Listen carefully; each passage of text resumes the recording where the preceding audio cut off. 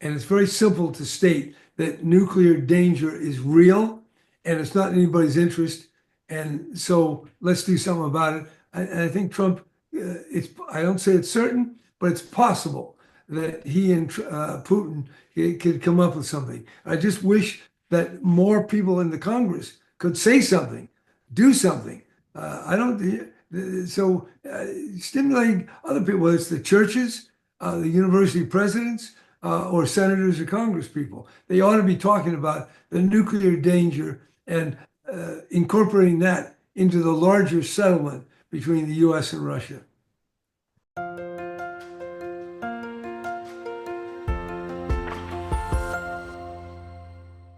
Welcome. I'm Katrina Vanden Heuvel. I'm editor and publisher of The Nation magazine, 160 years strong, and president of the American Committee for U.S.-Russia Accord. And today we're very pleased, very grateful to have the opportunity once again to team up with Pascal Otaz and host this gathering for neutrality studies. Thank you, Pascal. Mindful that the turmoil and tragedy in Ukraine long predates 3 years since the Russian invasion, which we marked on Monday, we nevertheless and quite suddenly seem only a month into Donald Trump's second term to be reaching a kind of endgame. Today, we plan to discuss this, of course, but also we feel it's important, as all of you on this call know, that talks have begun, but there are larger questions. The settling of the war is critical, but does not automatically solve all the other outstanding problems with the US-Russia relationship, which is, after 3 years of no discussion between President Biden and Vladimir Putin, of no discussion, at least there's some diplomacy. And we believe that among the most critical of these outstanding problems are the vast stockpiles of nuclear weapons that ring the globe that each country possesses. The landmark strategic nuclear accord signed under Obama, all of you know this, New START, will expire 1 year from now, February 2026. This, we think, is among the most urgent of post-Ukraine war priorities for the administration. So we have much to get to. We have remarkable panelists, and I look forward to the conversation. Pascal, over to you. Thank you very much, Katrina, and thank you very much to the American Committee for U.S.-Russia Accord, which you're heading for setting this up and reaching out. Hello, everybody. I am Pascal from Neutrality Studies, and today I'm honored to host this panel of outstanding personalities to discuss the very sad third anniversary of large-scale violence in Ukraine. Much about this is still hotly contested, starting from the name itself. Is it a war? Is it a special military operation? And when exactly did it start?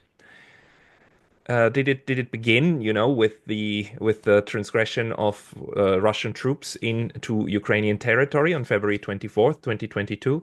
Or did it go back to the fateful days of 2014 when the democratically elected government of Viktor Yanukovych was overthrown and an armed rebellion started in the Donbass and militia forces appeared in Crimea? Or does it even go further back to the 1990s and the several rounds of NATO expansion?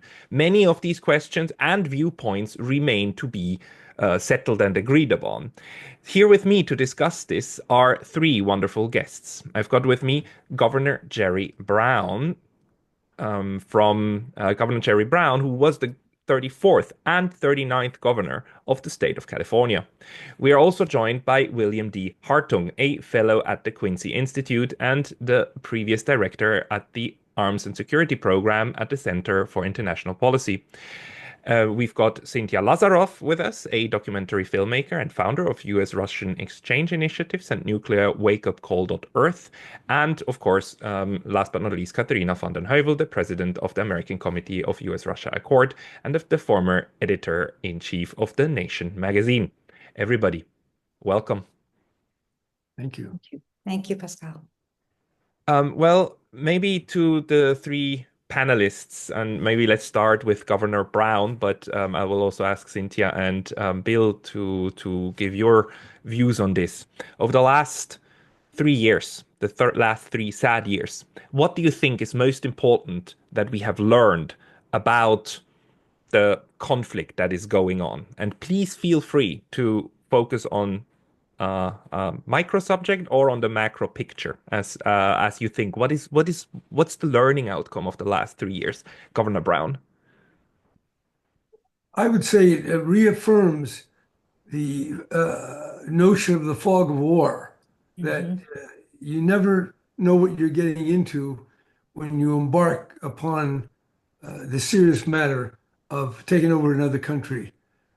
We know from history that many moves have been made.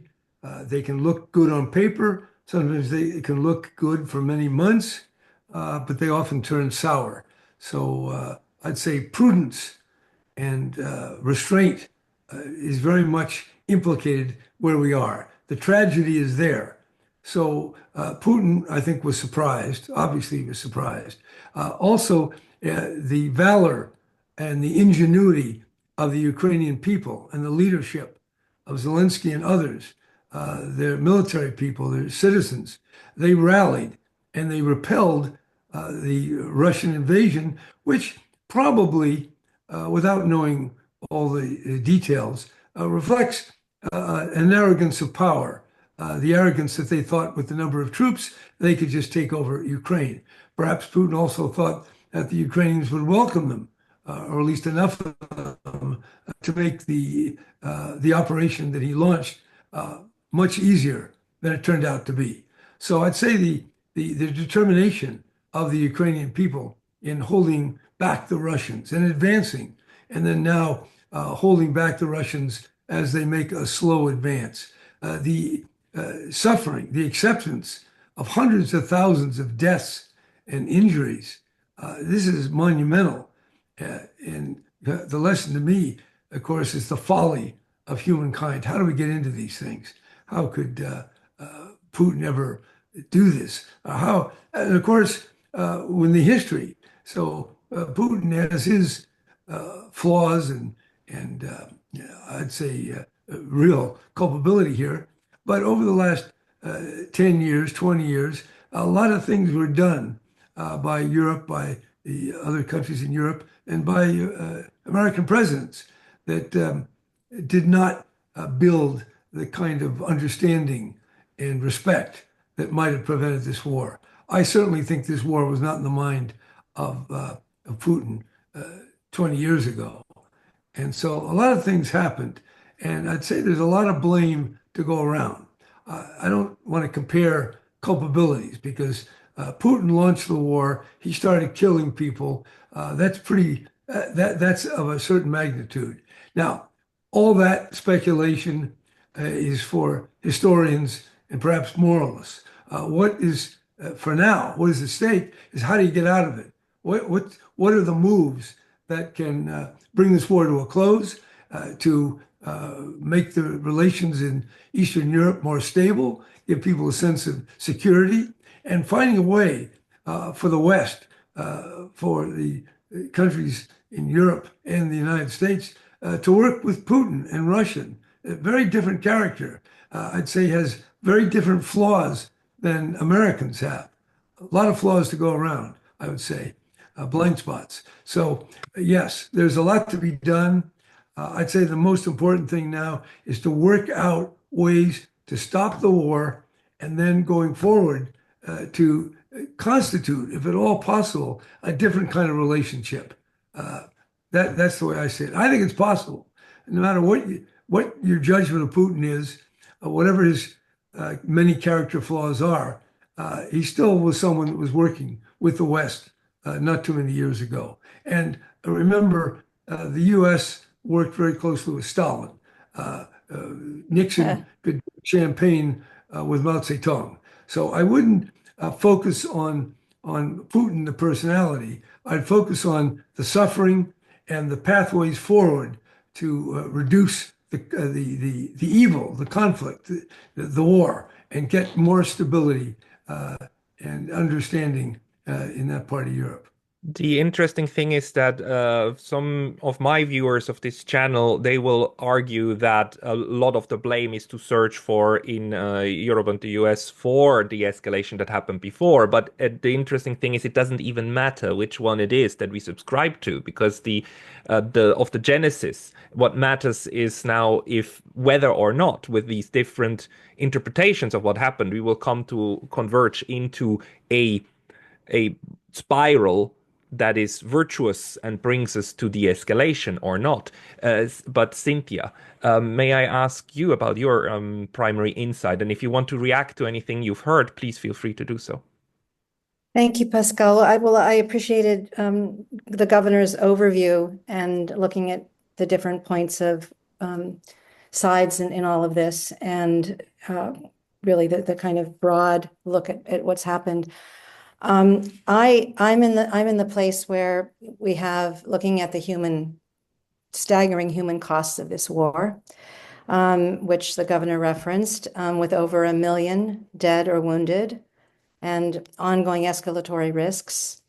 If you look at the 14.6 million people in need of humanitarian aid, 3.7 million internally displaced in the country, 6.8 million seeking refugees outside the country, and then the millions of families separated by the war, and including children taken without a parent to Russia. And a survey conducted by the International Rescue Committee found that 74% of its clients had been forcibly separated from a close family member. So then, these are just some of the staggering costs for people. And so for me, the call, President Trump's call for a ceasefire and jumpstarting negotiations now to end the war are significant positive steps and long overdue, to really stop the suffering and the killing and to bring this conflict to an end. I think one of the challenges is that if you look, and when I speak to my Ukrainian friends, they remind me that the conflict started in 2014. Now, people might have a different point of view within Ukraine, but when I hear about this, it's the conflict started in 2014. The war, that was the first phase of the war, and February 2022 was the second phase of the war. But I think one of the challenges is if you go back to 2014, every ceasefire in Ukraine since 2014 has failed. And those ceasefires have failed for many reasons. The Minsk Accords that put them in place, the Minsk agreements, were deeply flawed. But one of the main reasons they failed was lack of political will on multiple levels. In the West, the narrative is that the Ukraine war is a conflict between Russia and Ukraine. This is certainly one level of the conflict, the obvious level, but there are other two levels that are the American-led geopolitical conflict between the US and NATO and its allies, which is now shifting, and then also the civil war dimension of the conflict within Ukraine itself, which is deeply divided between East and West. So in my conversations with Ukrainian civil society representatives, they tell me that an enduring peace can only be achieved by addressing all three levels of the conflict, including the third level, which is maintaining the peace within Ukraine itself. And they see an inclusive, human-centered peace process with the meaningful participation of civil society and women from across Ukraine, representing a wide spectrum of views, where they can voice their needs and interests, especially those stakeholders most impacted by the conflict, and have these addressed in a peace agreement. They see these as imperatives for building the trust and securing the political will necessary for a ceasefire to hold and ultimately for a sustainable peace in Ukraine. I'll stop there.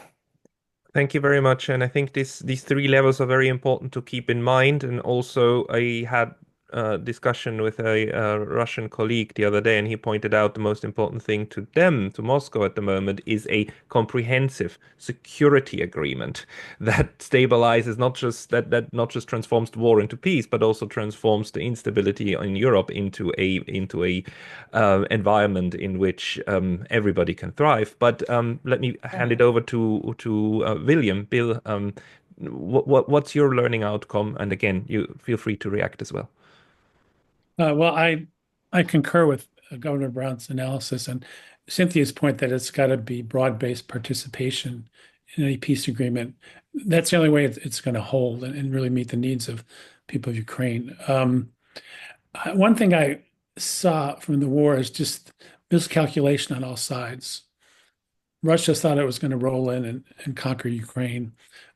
Some of the supporters of Ukraine's defense, which of course had to be supported, I think were unrealistic in thinking that Ukraine could militarily drive Russia out of the country. And so I think that prolonged the war. The U.S. did a lot of things that created tension leading up to the war, NATO expansion and so forth. But I would agree, Putin pulled the trigger on this particular invasion as he bears the bulk of responsibility. But I also think all the way back, at the breakup of the Soviet Union, that was a major missed opportunity because Russia was not really embraced politically by Europe. Some of the economic measures put by the West brought the Russian economy to its knees. I think that situation made it easier for a strongman sort of nationalist like Putin to rise to power in the first place. So that's not responsible for a war, but it's an example of how diplomatic errors can have implications for decades after they're made. And then there's the environment in Washington where it was kind of a Cold War atmosphere where even mentioning the word diplomacy was viewed as being pro-Putin, even if it was the understanding that, yes, give Ukraine the wherewithal to defend itself, but have a diplomatic track, have some communications, because you're never going to have peace if the two sides aren't even talking to each other. So, and also I think it was spun in a certain way, like the U.S. support for Ukraine was kind of expanded to, well, the U.S. is the arsenal of democracy. It's a fight of democracies versus autocracies. I think would be a big surprise to people in Gaza or Yemen or all the other places where the U.S. has funded repressive, undemocratic regimes. So it gave a certain gloss to U.S. policy that got in the way of talking about a more humane, more sensible foreign policy for the United States. So in that sense, although it was important to defend Ukraine, the way it was spun in Washington, I think, was a setback for building a sensible U.S. foreign policy. And even the arms industry got into the mix. Well, if we're going to do this, you need to give us more money, more factories, fewer regulations. They sort of put their whole agenda that they had been pushing for decades and hooked it to Ukraine in a way that was completely opportunistic, had nothing to do with defending the people of Ukraine. So there were a lot of factors, and also the kind of human costs that Cynthia talked about are not front and center in the media discussions of any of this, and I think that's hugely unfortunate. Thank you for this overview. Question, Katarina, do you also want to add something, or are you going to stay out? I'm going to stay out, I think. Okay, then let me maybe ask a follow-up, which is the importance of how we understand what actually happened. Because on one way to see what Russia's objective was in 2022 is that he wanted to invade Ukraine and take it all over and swallow it whole. That's one interpretation. The other, and he failed at that, right? The other interpretation is he wanted to scare Ukraine into making an agreement for which they started negotiations immediately, right? And that was done partially in Minsk, partially online, and then the final rounds were done in Istanbul. And then those agreements fell apart in early April 2022. For whoever is to blame for that. But under this interpretation, this was the military intervention was a strategy in order to create a diplomatic outcome that was wanted. How do you, Governor Brown, how do you think these two different narratives about what happened impact the way that now the United States is going to approach the next phase or the next years of the conflict? Well, I'm not sure. You've laid out two interpretations. Given Putin's 5,000-word essay attempting to show or to prove that Ukraine has always been part of Russia and it's not a country. So I don't know why he'd want to just stimulate diplomatic talk when he doesn't even think it was a country. But who knows what's in Putin's mind? Who knows what's in Trump's mind? We don't know all that. So the fact is, you got a lot of people suffering. You've got a lot of hatred, very justifiable in the minds of all these people. And getting over that is going to be really difficult, just given what happened. So it's going to be a negotiation. I can't imagine how that's going to go. And is Putin, is he going to be reasonable in the minds that will be accepted by the Europeans? Or what will America want? I don't know. I don't think it's that easy. I can't really tell you. I mean, I think there's so many ways to interpret what's happened in the last 30 years vis-a-vis Russia and Ukraine. And so you can write books on that. I think right now we do have to understand the reality on the ground. And I can say from what I've learned about Ukraine, I've only been there once. I've talked to the defense minister. I've talked to the former president. I don't feel I know anything about it. There's just too much history. So on that, I think U.S. and Putin and Ukraine and Europe, they're all going to have to at some point get into the mix. Just some kind of a diktat coming from Putin, Trump. I don't know how far that's going to go. So we got a real mess here. Trump may be able to do whatever he wants, and that can open doors. The trouble is he prevaricates so much. How in the world can there be a deal? What can Putin ever trust? How can the Americans ever trust Trump? And how can the Europeans or the Ukrainians trust anybody? So trust is an irreducible ingredient in a truce, a negotiation, coexistence. And trust has been destroyed very profoundly. So I can't tell you. I mean, you got to get in that discussion, start talking to Putin, and what are you going to do about this? And then from Putin's point of view, he's got a lot of grievances, from the NATO bombing of Serbia to the getting rid of the anti-ballistic missile treaty. We have all these issues that were not in detail, but in spirit, prophesied by George Kennan, by McNamara, even by Pipes, and all these experts said this is a terrible idea, advancing NATO. Well, we did. So it's a mess that has a lot of residue where we are. So I would just say, get going, Trump, Putin, start talking. But those two aren't going to end this war. It's going to take the involvement of Ukraine, and it's going to take the involvement of Europe, and they got to come out with something that's fair. And how do you get something fair in this cauldron of killing, torture, and hatred? Boy, I would just say, that's why I want to concentrate.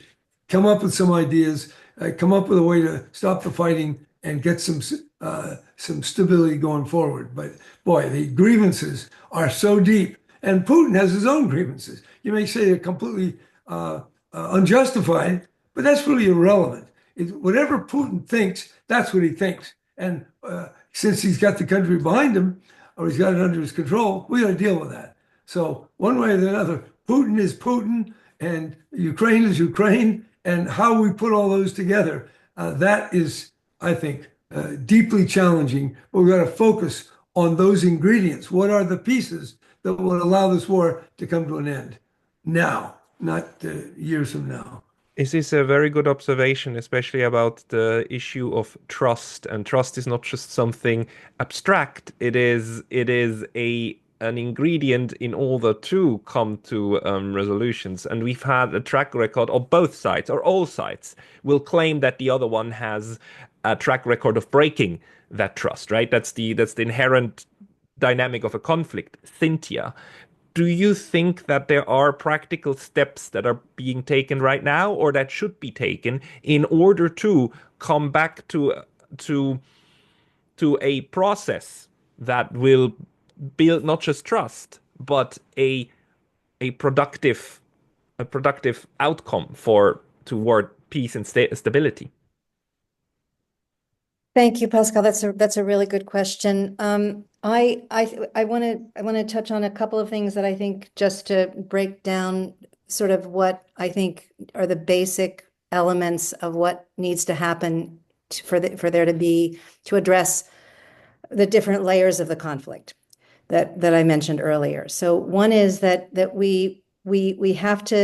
Ukraine clearly has to have hard security guarantees for it to be satisfied, for its security interest to be addressed. Russia and there needs to be talk about a wider security architecture for Europe and beyond. And I think that Russia and the US and Europe need to be in those discussions. I think that there's the level of stopping the killing, the ceasefire that I talked about before. And I think that the hatred and the pain and the grievances that Governor Brown so eloquently referenced are really smoldering there, and they're going to be really hard to heal. They're in the Colombian negotiations in the peace process. One of the processes that they used was a forum, a commission of victims dialogues where victims could come from all sides and air their grievances. And that was a way on the ground, and a human-centered way to begin to provide a forum for those to be voiced and to begin the healing process. So it's got to be multi-tracked, multi-leveled. I think that there can be, on the level of sort of steps to be taken in a phased agreement, I think that you can have confidence building measures that are going to build trust that the ceasefire is going to hold, or trust that people can trust this agreement. And again, it's going to be hard, but things can be done, like beginning to stop all attacks on civilian and energy infrastructure, for example, as a way to start a phase in a ceasefire.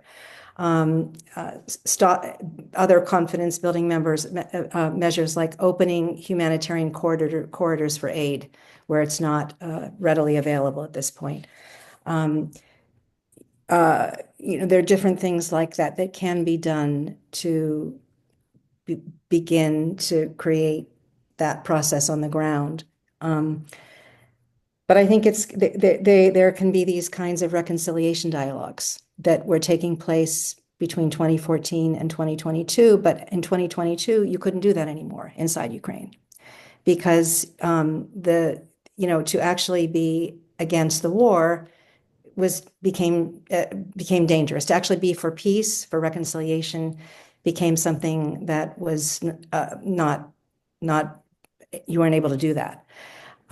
So I think that I think there are levels. There's sort of the human level of those kinds of things, but then there's also thinking through how to facilitate the reunification of families. Many Ukrainians have Russian relatives, and many who are in Russia, and many have others who Russians have Ukrainian relatives in Ukraine, and who are separated for one reason or another. Those families coming back together in some way and having the freedom to travel back and forth to see each other, those families can be perhaps a way to bring wider healing. They can be a force for healing. That's also in the conversation. So I think there are many things that can be done, but I think there's the sort of high level, the level from the top. And as Governor Brown said, it's not going to just come. They can't just make it from the top and have it happen. It's got to come up from the ground as well. So there are models for multi-track processes where there are different tracks addressing different things all at the same time, like the Helsinki Accords, for example, had a basket approach that was simultaneous. So all of that has to be thought through very carefully in the ceasefire design and in the peace process design, and it's got to be inclusive. Yes. So I'm going to inject there. I think the feelings, the hatred, the sense of injustice the demand for revenge, it's very powerful. And I think it's going to take some very astute thinking to figure out how to proceed. I don't know. I mean, who knows? With Trump as the man for America and Putin, it's going to take something. I think just if you had a bunch of a group of victims, Russians and Ukrainians, put them in the same room, I wouldn't want to be close to that. So this is going to take sequential steps, and a lot of it will depend on what Putin is willing to do. And I think the gap between what Putin is seeing and what Putin wants, and what the Europeans and what America and Ukraine has wanted, are so divergent that I don't know. I'm sure other people can figure it out. But look, there's got to be a way to stop the fighting, and stop the fighting. You need more greater agreement to create some stability. But there's got to be a sense of justice, and how you create that, I can't tell you. But I just wanted to signal that it's going to be really difficult. But we are at the point where all parties are saying that they want an end to the fighting. That would be a goal, actually, also from the Russian side, which has been saying for a while that they're open for negotiations, and now we have negotiations, but we also have a situation in which the Americans and the Russians are saying we want to negotiate about more than just Ukraine. We also want to negotiate about trade relations between us. So in a sense, we are now at an even broader framework. But let me bring in Bill. What's your reactions to this? And do you think that the most conductive way to an agreement is top-down meeting between Trump and Putin, or bottom-up, as Cynthia also emphasized, with trying to have grassroots understanding between the parties again? Well, I think if this phase of Russia and the US is brief, just to kind of lay out the two sides, that's fine. But it's got to include the Europeans, Ukraine, the people of Ukraine, if it's going to be a stable peace agreement. I also think all sides have to feel like they're more secure ending the war than continuing it. And, in the West, I think some of Russia's concerns have been dismissed. But if that's what they believe, if that's what they think is important to them, it has to be accommodated in some way. And I think, probably the security guarantees for Ukraine may be the hardest. I mean, if it's not membership in NATO, what is it? And how does it come into play? And does it make the people of Ukraine feel sufficiently safe? So, but yeah, I think ultimately you have to bring a lot more parties into it. It can't just be, Putin and Trump over the heads of everybody else. So I'm hoping that's just a short feeling out period, and it broadens. One of the things that I emphasize usually is that the best security guarantee you can get is if you have no enemies. If nobody wants to invade you, then you're really safe. There's this tiny little country called Liechtenstein, right sandwiched between Switzerland and Austria. Neither of the two ever attacked it. It would make no sense. So, do you think that we might get to a point where we think security bigger again, outside the framework of who has what kind of guns and weapons and who points them at whom under what kind of circumstances, where security would mean again, not just being secure from each other, but being secure together. Governor Brown, how do you see the perception of America about what security means? Maybe in the European context, but in general. Well, I think most Americans find the war very remote and probably aren't giving it much thought. What strikes me as I listen, I go back in my mind to when Clinton was working with Yeltsin and then Putin. They were talking about a Russian involvement, even in NATO. There was some kind of a partnership that they were looking at, and Clinton gave the Russians a voice, but not a veto. And it turns out that was a pretty weak voice that was being extended. So if then, where the relations were much better, there wasn't any of this horrible negativity, they couldn't even get together. And now you're raising the point of how can there be some modus vivendi among Russia and the West and Ukraine. It's got to be much harder. Now, having said that, as Bill said, all this suffering, all these killings, people want to stop. So that's the big motivator. The horror is heavy enough that that could push people to compromise and to accept things that would be unthinkable a year ago or even 6 months ago. So what are those things? And it's going to take it's going to take some reasonableness on Putin's part. It's going to take a lot on the part of the Ukrainians, and then it's going to take a lot on the so-called deal maker. Does Trump have the wherewithal, the patience, the intelligence, the capability? He says he's a great deal maker. Well, this kind of a deal looks extremely formidable, to say the least. And there it is. So I'm not giving you a very good answer. I really want to signal I'm pretty skeptical. I'm hopeful because Trump is shuffling the deck. I don't think we were in a good place before Trump. And so even though things look pretty bad the first month, maybe through all this chaos, there might be a way forward just because people don't want it to get worse. That's a strong motivator. Cynthia, do you want to react to this or to my question of how to create a common understanding of security? Well, I think that when you ask me that question, and I think about Gorbachev's vision for a collective security agreement at the end of the Cold War, from Lisbon to Vladivostok was the call.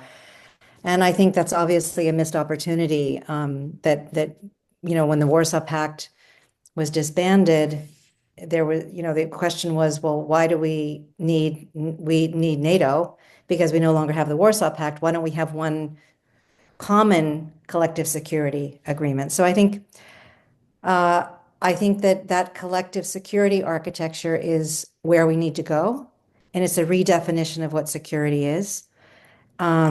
I also think that the realities on the ground, the difficulties, the challenges that have been referenced in this conversation are formidable.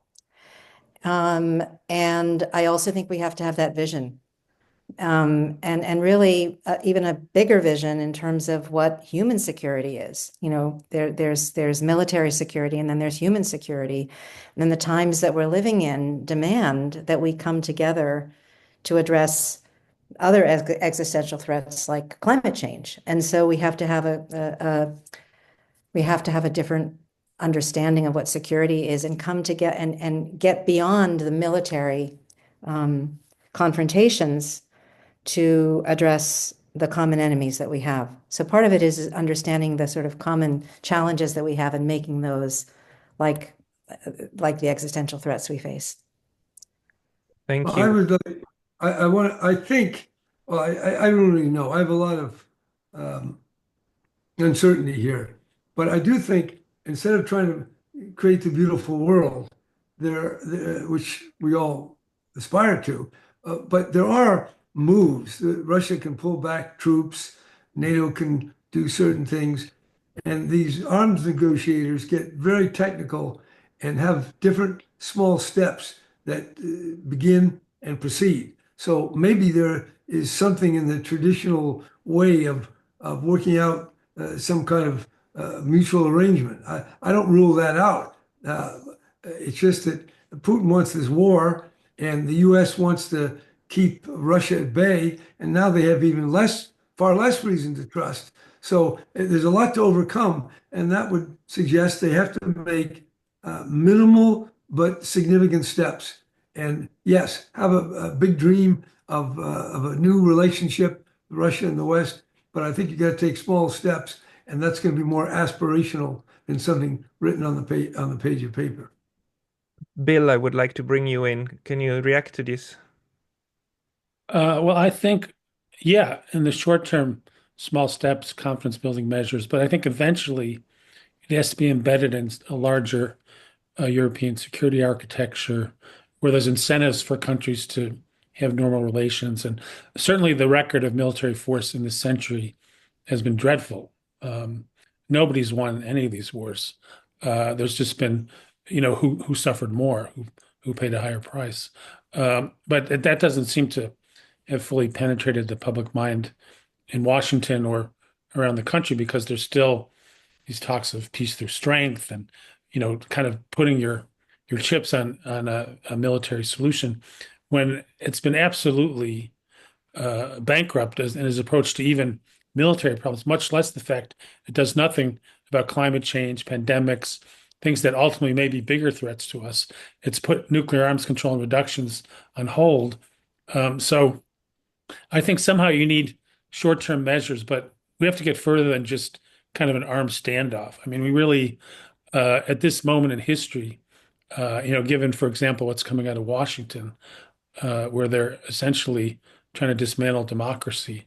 I think you need a larger vision, and you need the immediate defense, because if people are going to put their lives on the line or take risks they would normally take, it's got to be for a bigger vision, a different kind of world. Otherwise, I think it's kind of this back and forth between moments of calm and moments of war, and you never really get past that. So I would not want us to lower our ambitions for the kind of world we want to see, but I understand there's a lot of immediate business to be taken care of. But I think there could be a way to make small steps to deal with the immediate, sort of stop the bleeding, stop the killing, but not to stop there, to try to build a bigger kind of context where war is less likely, and people take in the reality that should have already sunk in, that war is often a disaster for all concerned. More importantly, we don't have the resources to be putting our minds, our planning, our money on fighting wars, when there's so many other threats to humanity that have nothing to do with how many missiles, how many aircraft carriers you have, and so forth. So, it's a change of mindset is necessary. But I think if there's a vision of where we want to go, it'll be easier to bring about that change. Yeah, I see that. I see that too. And the point is that with the new administration, actually, there is a change of hearts, right?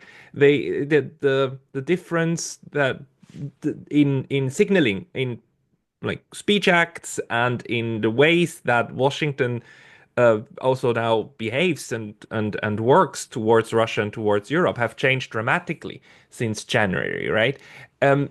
But this also brings us to one of the main issues of how this conflict and international relations work, which is that the United States has a political process which is very hard to predict for Americans and for everybody abroad.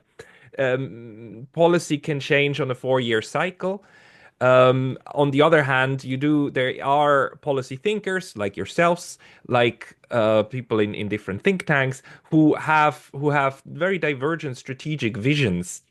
What do you think, Governor Brown, are the most essential factors that shape long-term US policy strategy, if we can say so? Like, what is it that makes the US do what it does on the world stage?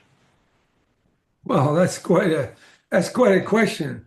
What makes America do what it does? I don't know that we ever know not only what makes America do what it does, or even what any of us individually do. I think motives are for Freudian analysts. Who the hell knows what makes people do what? But I would say, because if you just look at what's going on right now, a $4 trillion tax cut, when we have trillions of dollars of climate mitigation absolutely going to become due, and adaptation, responding to the built-in climate disruptions, that's trillions, and we're just squandering our resource base. So there's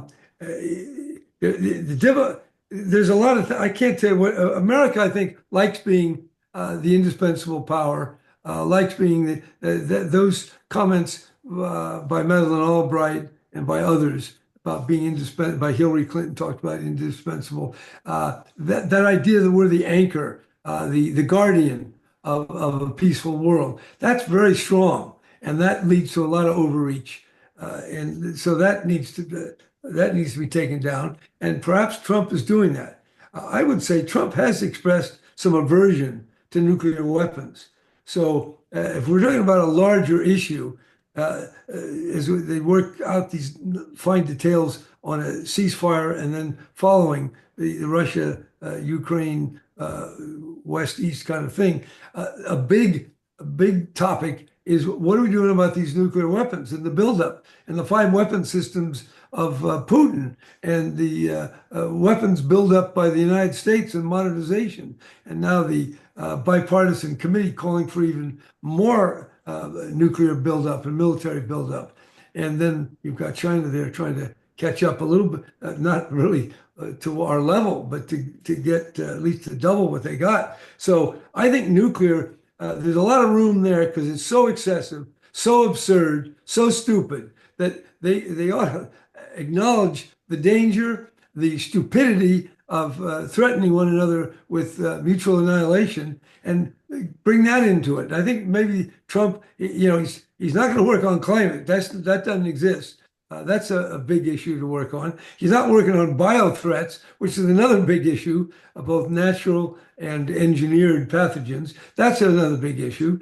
Okay, but nuclear is something he has expressed concern about. So maybe that's an area where they could renew, new start, come up with alternatives. That's something important. That's really, it makes no sense. And since we were going to talk about nuclear, I kind of geared up for that. I'm struck by this idea. Why haven't we had a nuclear war, a nuclear exchange? And the answer is nobody knows. Luck. It's McNamara said luck.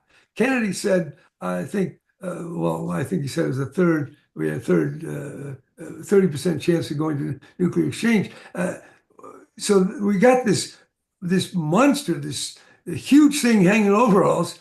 Can Trump maybe grasp that? I think he might. And then you got to talk to Putin. He doesn't seem to be worried about his nuclear weapons. They all think they're little toys that they can control with a few presses of the button, a few commands. But the truth is, there's an instability in the security of the nuclear arsenals on all sides. As Bill Perry talked about, the risk of a blunder, a mistake, an accident. And Sam Nunn has worked a long time and finally got what he calls fail-safe review, which is now going on. What's a fail-safe review? It's to find out what in your system is going to go wrong and can start the whole Armageddon by accident. And so they want to find out where are those flaws, which indicates they think there probably are some flaws. So maybe that's something that Putin and Trump can talk about. So there is a big encompassing issue besides these more limited matters in Ukraine and Donbass and Russia. So yeah, talk about these technical things in small steps for a truce, but get into the nuclear field. Do something about that, because that is the ultimate wipeout. And I think Trump gets that, and Putin should get it. And so they should be able to come to some agreement, and that would build a lot of confidence if they started reducing nuclear weapons. You're absolutely right about that. And the good news is that the Russians have repeatedly and time and again said a nuclear war cannot be won and must never be fought. And one of the steps that could happen is if the United States changed its nuclear doctrine to no first strikes. Cynthia, do you believe that this is realistic, that the US might at one point say, like, okay, we will write it into our doctrine that we will never ever use these weapons first, which is something that the Russians used to have in their doctrine and then changed. But in order to get back to this point, because it's absolutely right, the greatest danger to humanity is humanity itself, because we now have the weapons to end it all. How do you see it? Well, I'm really glad that we've moved to the nuclear issue, because that's also what I've been thinking a lot about in the context of the shift in relations. So and as far as no first use goes, it's absolutely clear that if the US and Russia were to agree to no first use, it would immediately reduce the risk of nuclear war. And so, but it's been very hard to get the US to agree to do this, and Russia did have it. China does have it now. China has declared no first use. One of the reasons that the US has said that they haven't, well, so for example, Biden ran on a campaign platform that he was going to try to do no first use, but once he got into office, nothing happened. That's happened before. And so the sort of argument I hear from people, in the Pentagon is that it would impact our relationship with our allies if they wouldn't be able to trust that we would be there for them if, we declare no first use if they needed us, kind of thing. I mean, that's just one of the arguments that I've heard against it. I think it would be a very important confidence building measure for the larger relationship and the nuclear security architecture that is so in need of help right now. But I also want to just say that I think that just the fact that after 3 years of not talking, the two presidents, that to see the presidents of the United States and Russia now talking, the two countries that possess over 90% of the world's nuclear weapons, finally in a dialogue again is a huge step in the right direction, just in terms of, because one of my biggest concerns over the last few years has been the lack of dialogue and diplomacy, that it broke down after Russia's full-scale invasion. And this, there's a basic principle of nuclear risk reduction that you never stop talking to your nuclear adversary, no matter what, because nuclear risk never goes away.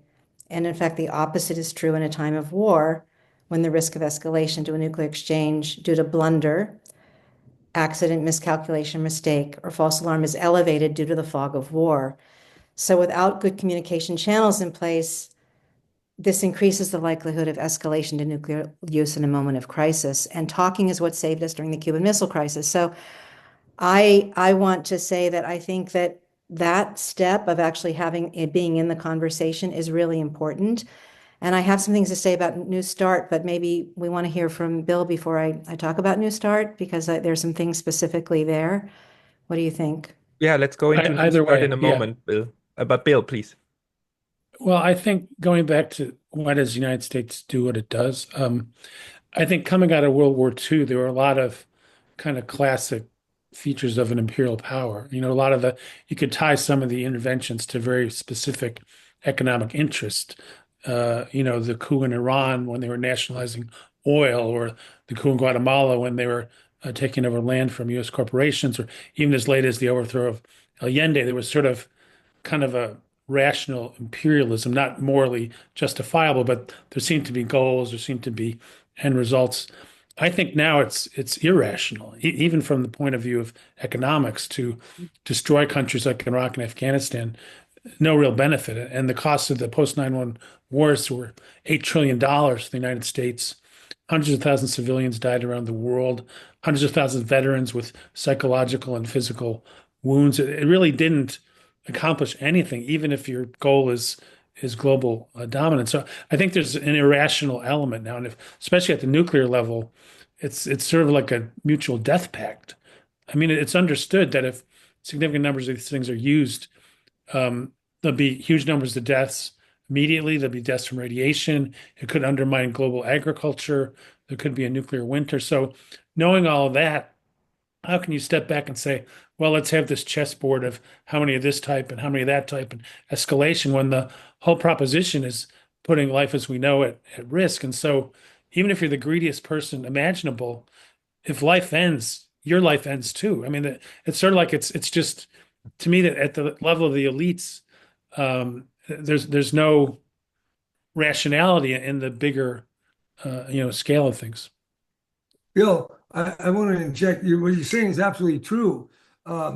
This whole nuclear business is insane. I mean, the idea America's going to use nuclear weapons first against the nuclear power when they have conventional weaponry, and maybe get a nuclear attack on the mainland. It's suicide. It's cuckoo. And so no first use should be a no-brainer. No one's going to. There's no rationality to go first. However, Obama, who got a Nobel Prize on this topic, he didn't want it. He backed off, He had people he picked for his nuclear posture statement didn't want to have no first use, so that didn't happen. Then Biden, he's going to have no first use, and the lady a woman who was working for the Defense Department who was pushing it, he fired because people in Congress said, "Oh, this lady's going to be for no first use. Let's get her out of there. We don't want her messing with the nuclear posture review." So Biden and Obama both prove no first use has no chance whatsoever in that regime. Now, can we get it as part of a Putin-Trump deal? Possibly. But there's something real crazy here because, well, it makes no sense. But also, launch on warning makes no sense. In fact, if you want to go there, the ICBMs in the minds of a lot of people don't make a lot of sense. So we are mired in irrationality. And if this discussion with Ukraine engaging Putin and Trump, then maybe they'll be able to talk Turkey about something. And this guy Trump likes practical deals. It's not inconceivable because what we were doing before under our fine presidents, Biden and Obama. Well, Obama got a new start, but he went for modernization as the payment. So Trump may be bad, but it wasn't good before. So maybe there's an opening here. Maybe the craziness of this current administration may break new ground. I'm hoping. That's kind of hope in the dark. Let me just ask for a second before we go into New Start. Like, even if Trump and Mr. Putin came to an agreement and signed a treaty that would include no first use, that would have to go through Congress, right? And Congress would actually have to sign off on no first use and the treaty as well. I mean, in general, in order to ratify it. Maybe, Bill, you want to say something about that, but can someone answer to me this, what Mr. Trump needs to keep in mind? He doesn't rule alone. Congress is there. Oh, yes, he does. The MAGA have to do whatever he says. That's the beauty of Trump. If he agrees, all the Republicans will vote as robots until they don't. But so that would be a chance for actually getting the policy through. Exactly. If it may never happen, but if it can happen, Trump can get his MAGA boys to vote yes. Bill? Yeah, I think there's this dysfunctional politics of nuclear weapons. Even going back to the so-called nuclear triad, part of the reason it exists is because both the Navy and the Air Force wanted a piece of that budget. It wasn't a carefully thought out strategy. And you've got 4 states, small states, Wyoming, Montana, North Dakota, Utah, whose senators have formed an ICBM coalition to prevent they've gotten a law that says you cannot reduce ICBMs below current levels. So, their combination with the contractors has stood in the way of rational policy. And there was even a Congressional Commission on Strategic Posture, which unbelievably said this current $2 trillion buildup over 30 years was not enough. And the co-chair of that commission, John Kyle, was one of the most adamant enemies of arms control when he was in the Senate, was a lobbyist for Northrop Grumman, the biggest nuclear weapons producer in the United States. And, you would think when they brought this to Congress, there'd be some questions about, is the buildup making us safer? What's the state of, the nuclear posture around the world? Is this the right way to go? What does it cost? No, the members mostly talked about, well, there's this great missile in my state, and shouldn't we build more? And so there's this completely shameless kind of narrow view of this. Only Senator Warren, interrupted it to say, isn't this going to, accelerate the arms race? And by the way, what's it going to cost?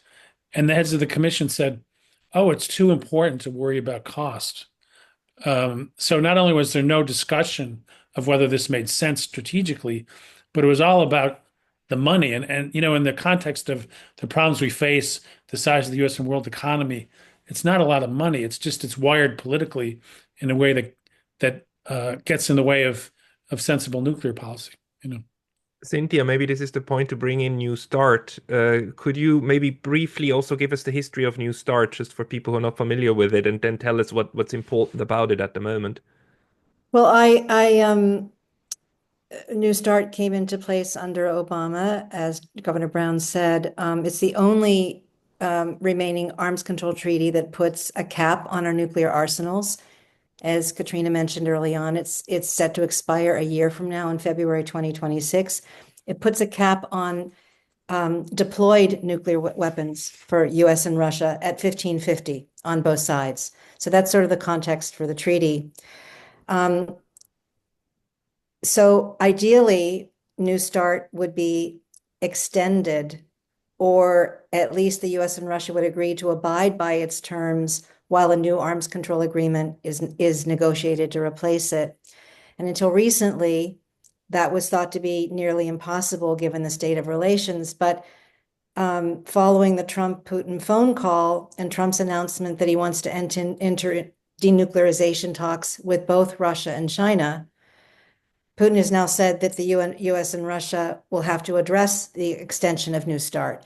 This is a huge shift on Russia's part, and a sign that we have a chance to either extend it or at least abide by its terms when it expires, after it expires next year, while a new arms control agreement is negotiated.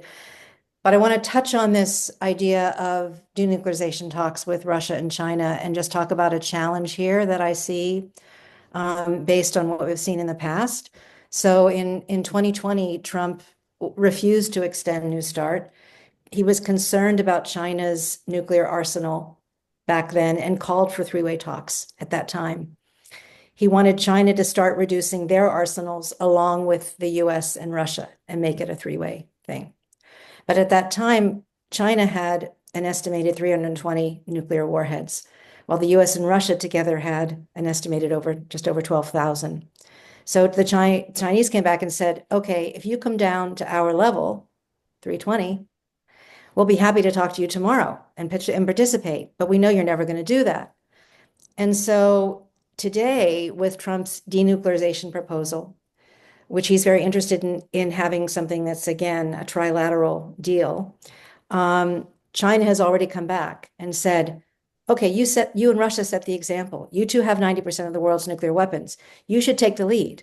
We should take the lead. We need to take the lead and significantly reduce your arsenals. And then we'll, to create the conditions for the rest of us who are nuclear armed to come in and join the disarmament process. So once again, the Chinese are signaling, wait a second, we're not going to jump to go along with this. So that's where my concern is that this could fall apart again, as it did in the past. So if Trump is going to insist on China's participation before the US and Russia come down to their level, that's my concern about that. I think that's the state of play with New START in terms of where we are right now. Negotiations about, please, Governor Brown. Well, yeah, I don't want to sound too optimistic. I certainly think I haven't so far. It is possible. Trump's been talking about his Nobel Prize. The only way he's going to get a Nobel Prize is if he brings what looks like a stable peace that's acceptable with Ukraine, and he gets something done with nuclear weaponry. And so if you look back, Obama, the New START was pretty darn good. So I want to acknowledge that. But the fact that it had to be embedded in a major expansion in the guise of modernization shows you the inertia, the inertial force for more weaponry, more nuclear is so strong. Now, Trump's coming in here and he's really throwing out everything. And it's possible he's such an independent operator, he could possibly envision some kind of an agreement with Putin. And maybe China would have something they could do. They're still going to have to build up probably in their own minds for their own prestige purposes. But I don't think it's, I think if you're waiting for the Democrats to get nuclear restraint, I don't know that there's any, that it's worse under Trump. It might even be better. Now, we don't know it's going to be better, but there's an opportunity. He's a one-man show. If he gets it in his mind that these nuclear weapons are, if you have enough of them, you don't need any more, and therefore you could do some kind of reduction, it's quite possible that he and Putin could come to an agreement if that's what Putin wants. Now, Putin wants a larger arrangement with economics and all the rest of it. So it's quite a big deal needed to get anything. And can Trump pull that off? I would say it's possible. And I'd say before we were headed in big trouble. The Bulletin of Atomic Scientists each year was saying doomsday is getting closer. So we weren't on a good path. We may be on a very bad path now, but we don't know whether or not there isn't some breakthrough possible in the next few months. That's my hope. Bill, you earlier brought up the point of this kind of institutional roadblocks on the way to disarmament. Also, the fact that the United States is set up in a federal way, right, in which lower levels, sometimes by the way that they interact with the higher level, can block decisions. Bill, what do you see? What kind of problems do you see in the way that could seriously prevent or hamper any kind of grand strategic agreement on nuclear weapons? Well, I think a forceful president could overcome some of these obstacles. I mean, we certainly have many fewer nuclear weapons than we did at the height of the Cold War. The thing about Trump is, well, he has a great man theory of history, but he's the only great man in that theory. And he's not consistent. I mean, in his first term, he was talking to Kim Jong-un, and he was criticized for speaking to him, which I think was ridiculous. If you don't speak to your adversary, you can't come to agreement. But he didn't follow through. He was sort of tilted towards making nuclear threats. The whole thing sort of fell apart. So can he, be consistent? Can he develop the expertise around him to actually conclude an agreement? Those are big questions. And he's also very good at public relations. So if he didn't get the Nobel Peace Prize, he would just say it was rigged. He should have gotten it, or he'll make his own and put it on his desk, or who knows. So it's a little hard to know how he gets from point A to point B. I mean, I think the fact that he's transactional, I don't think he has a set ideology, which may be helpful, but getting him to stay on track. And of course, I think a lot of the concerns inside the U.S. are about his dismantling of democracy. And so I think for some people that overwhelms any other considerations of what he might or might not do. So, it's going to be a very kind of stressful, turbulent internal political environment, which will affect, in some ways, foreign policy, I do believe. At the moment, there are these two interpretations about what's going on. One is that what Mr. Trump said during the campaign trail, that he's the peace candidate and he wants peace and he wants to extricate the United States from Europe, Middle East and Pacific, and reduce the military spending.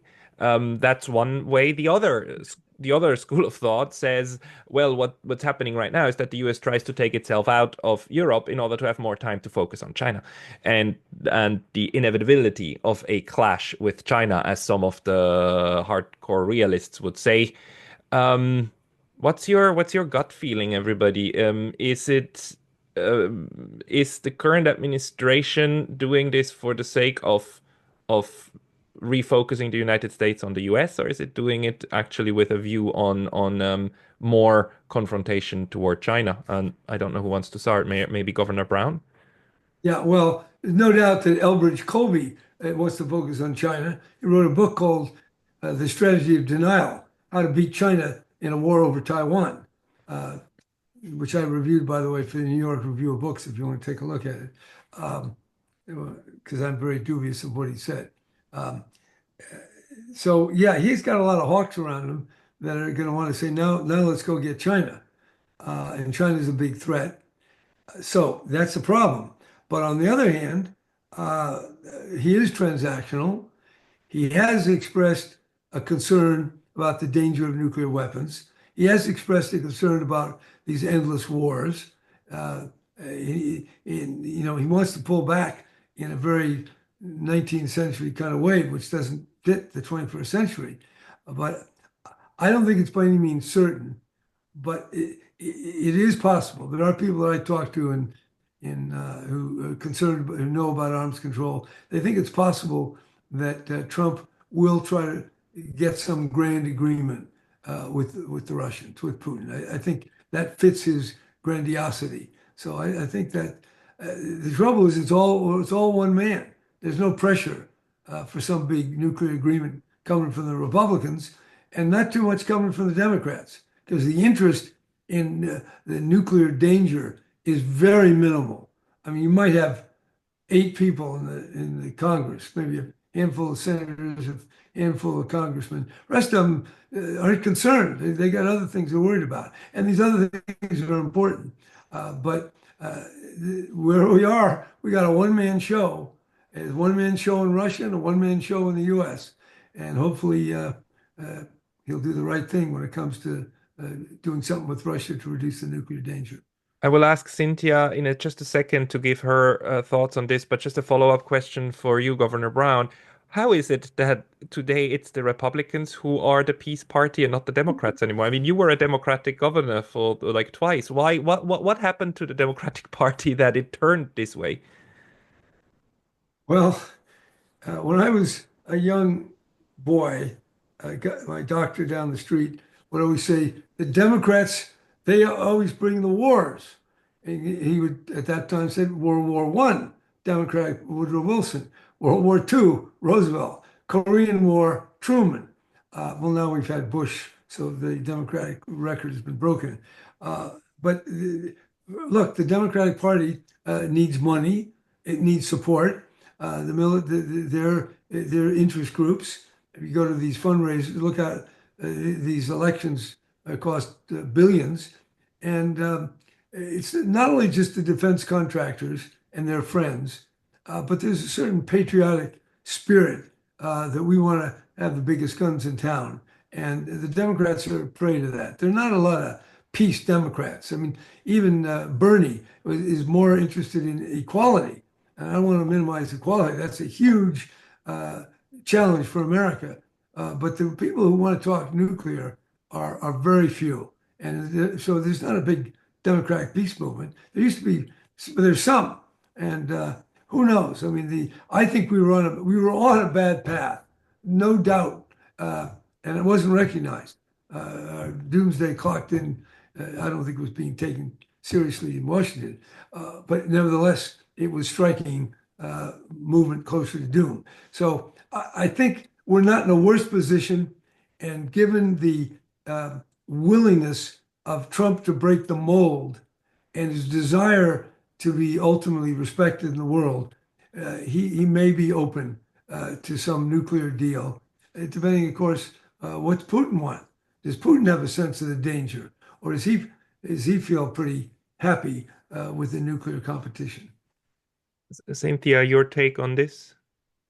Well, I really want to pick up on this, on what Governor Brown said about the lack of awareness about the nuclear danger. And I want to just say that he also mentioned Bill Perry early on. And I made a film where I interviewed the top experts in the US and Russia on nuclear dangers back in 2017, and interviewed Gorbachev and Perry, among others. And those two really had the greatest impact on me, because William Perry said something that really addressed this question of nuclear danger. And I think that's sort of key to getting movement on this issue, which he said, today we're at a greater risk of some sort of a nuclear catastrophe than we were during the Cold War, but most people are blissfully unaware of this danger. Because we don't understand the danger, we make no serious attempt to repair the hostility between the United States and Russia, so we're allowing ourselves to sleepwalk into another catastrophe. We must wake up. And I think it's this sleepwalking. People back, I came of age during the Cold War and in the 1980s, and,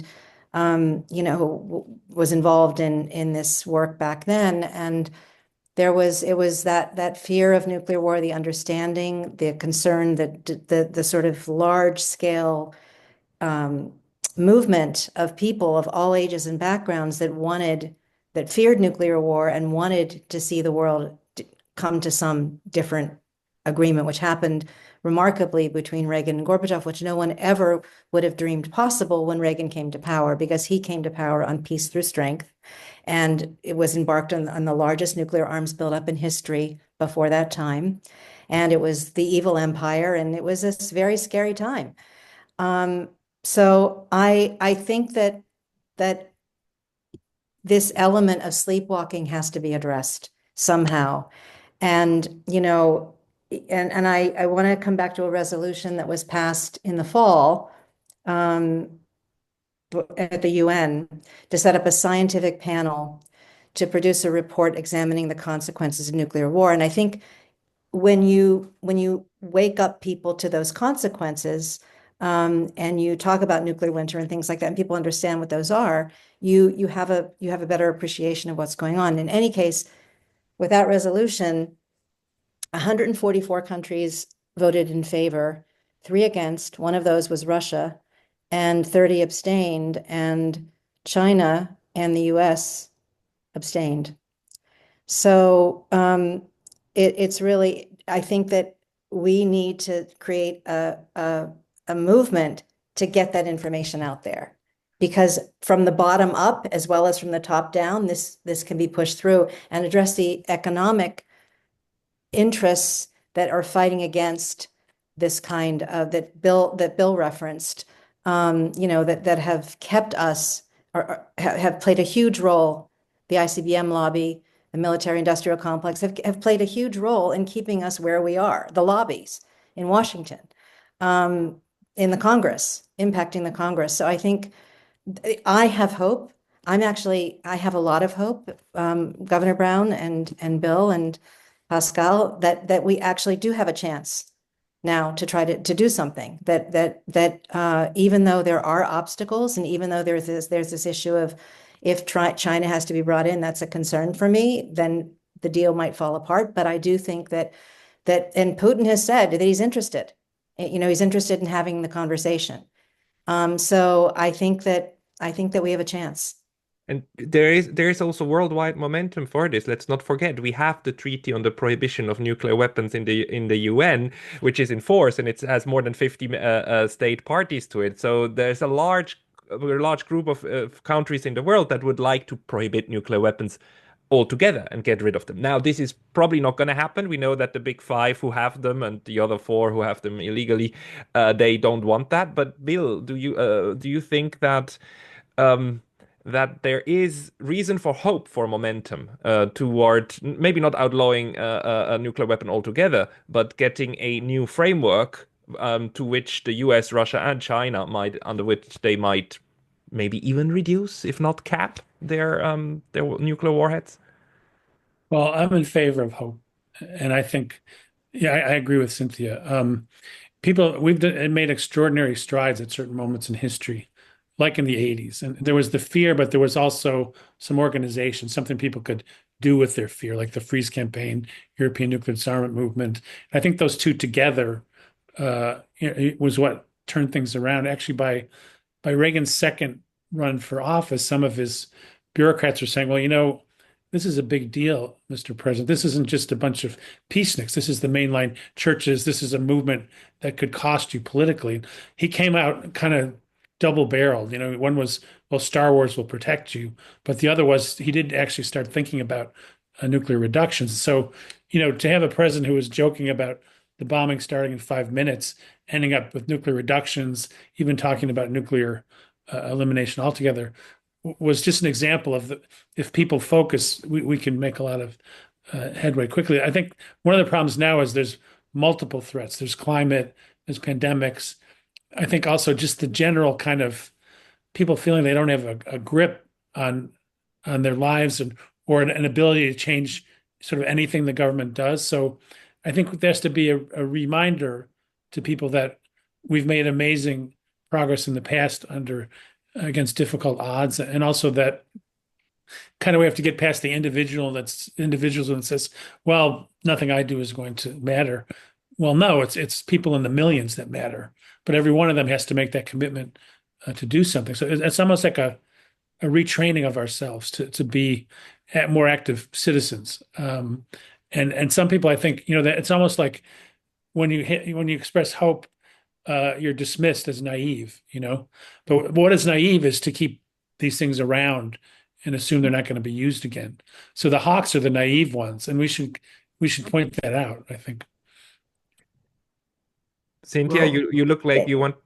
Well, I want to pick up on the Treaty on the Prohibition for Nuclear Weapons because it's one of those things that, when I first heard about it in the nuclear security community, they said it's never going to happen. It's never going to happen, this treaty. And then when it happened in 2017, and it was passed at the UN and adopted by over 122 countries, it passed. People said it's never going to be ratified. And then it's never going to enter into force. It's never going to enter into force. And then it did. And I just want to, and I'm actually, my organization, Women Transforming Our Nuclear Legacy, we're partners, and I'm proud to be a partner of ICANN. And really, the treaty is the greatest ray of light and hope for me and keeps me going in this work. 73 states have ratified the treaty, and 94 have signed it. And so, it's getting more signatories. So it does set a standard. It sets a taboo, and it stigmatizes the use of nuclear weapons. And one of the ways that it got standing at the UN, it was built on a series of conferences that really looked at the catastrophic humanitarian consequences of nuclear weapons, which comes back to that idea of just needing to wake up from the sleepwalking, and if people to understand what's at stake. Governor. Yeah, and I think also the big powers tried to say, oh, we're doing this for the world. We're building stability for the world. And the rest of the world just says, no, we don't want that. And so I think that's a huge step forward, even though, of course, we haven't gotten the big powers to disarm, but that's going to take work internally in those countries as well as this international norm. But a lot of arms controllers in Washington kind of dismissed the whole idea of the nuclear ban treaty until it came into force, at which point they made it sound like they had supported it all along. So there's everybody loves a winner, but it would be nice if they had supported it along the way. Governor Brown. Well, I think things can change. Like a kaleidoscope, it can shift a little bit, and the pattern shifts. It wasn't that long ago that Kissinger, Schultz, Perry, and Nunn wrote a series of articles calling for, well, I don't know, it was 100% abolition, but it was the movement toward abolishing nuclear weapons, and it was serious, and there was hope. I've talked to Bill Perry in the last few months. He was very hopeful at that point, and then it just dissipates. So there's movements in history that are mysterious. But the fact that there's a ban treaty reflects a very strong global sentiment against nuclear. And the fact that you had Schultz and Nunn and the other two, this shows you people can understand that nuclear weaponry is irrational. They didn't understand in the beginning, but it's getting to be understood. And in fact, it's understood, I think, by Russia and the U.S. and China. That's why they voted either to abstain or against the idea of studying what are the nuclear consequences. What kind of a rational mind says, I don't want to know about the consequences. Please don't tell me. Well, that is a fear. There's something here. This is a horror. And if this commission can make that horror more evident, we can make some progress. The fact is, the fact that nuclear is kept quiet, is kept in a little box, a little black box for the experts, and 99.99% of the people get no information, no exposure, no feeling about the nuclear danger, but they can. And so ICANN is moving the global constituency, the study of the consequences, and now Nuclear Winter is getting a second review. And right now, I think the science is very clear that they're not sure. They're not as there was more confidence 30 years ago. Oh wow, you're gonna have nuclear winter. Well, then that was people undermined that and said, well, you can't prove it. They came up with a few objections, but later studies show this is plausible. It's nothing certain in life, but if it's plausible that you could lose billions, then what the hell are you doing? I mean, so there's only one way to handle that. don't think about it. So it's very rational to stop any understanding of the consequences of nuclear war. But that's something we can work on. Just rub that in people's face. This is a horror, and do something about it. And more, if that sentiment can be engendered, and who knows, maybe it can even move Putin and Trump. They have some rationality, and this is not irrational. The nuclear game is like there's some spell cast over humanity. It makes no sense, and yet they're spending tens of billions every year on it. Yep. And the point is, this is the one thing that I think everybody can agree, whether you're Chinese, Russian, American, Ghanaian, Tanzanian, Malaysian, or Japanese, we all like being alive. I mean, it's kind of we are not that suicidal as a species. So question is how to get to a virtuous track where we don't accidentally, this 8 billion planet that we are, where we accidentally blow ourselves up. We are nearing the 90-minute mark. I would like to give everybody a 1 minute last comments on what you've heard and what you've discussed, what you think is important. We start with Governor Brown, then go to Bill, and Cynthia gets the last word. Governor Brown. I'd say that clear voices are needed more than ever. The cacophony coming out of Washington, the whole disinformation and confusion of what we're reading about, it makes everything more difficult. That's why you got to keep it simple. And it's very simple to state that nuclear danger is real and it's not in anybody's interest. And so let's do something about it. I think Trump, I don't say it's certain, but it's possible that he and Putin could come up with something. I just wish that more people in the Congress could say something, do something. Stimulating other people, whether it's the churches, the university presidents, or senators or Congress people, they ought to be talking about the nuclear danger and incorporating that into the larger settlement between the U.S. and Russia. Thank you. Bill. Well, I think we have to act out of hope instead of fear. We have to put aside the indifference that says we can't change things. And it's not like the great powers have to be best of friends. If you acknowledge that this threat threatens all of us, they could compete in other areas and still try to take care of this. But we have not gotten to that point yet. But I think a lot of people either don't understand the nuclear danger or think it's theoretical compared to the things that are right in front of them. So somehow we have to change that consciousness. I agree. And Cynthia, last words go to you. Well, I couldn't agree more. And I want to say that I think that for me, I went through the Hawaii false alarm in 2018, and I got the text message that we all did in Hawaii, over 1 million of us, that ballistic missile threat inbound to Hawaii, seek immediate shelter. This is not a drill. That was a life-changing experience for me. I'd just been awakened by Gorbachev and Bill Perry and everybody else in the interviewing them. But to go through and to actually have the experience of thinking you're going to be hit by a nuclear missile made it real for me in a way that'll never go away until we get rid of nuclear weapons. Hollywood played a huge role in the 1980s in terms of waking people up. So I think that there are ways to wake people up. I wouldn't want anyone to have to go through what I went through to wake up, because I spent those 38 minutes racing to shelter and trying to prepare my family to survive the nuclear attack. But I think that we can find creative ways to wake people up, and that is going to really, that would make a difference if we had that on those conditions happening all over the world again, and then the leaders rising to the occasion, and to end on the note of hope that we can do this again. If we did it back then, we can do it now, even though it's a different time. Wise words, and we've got to get real about nuclear weapons, about how afraid we should be of them. I would like to thank all of you for your wonderful contributions and your analysis, and I would like to thank Katrina van den Heuvel and the Acura, the organization that brought us together to discuss this.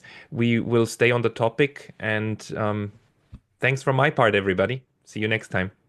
Thank you. Okay. Thank you, Pascal. Thank you very much. Very important.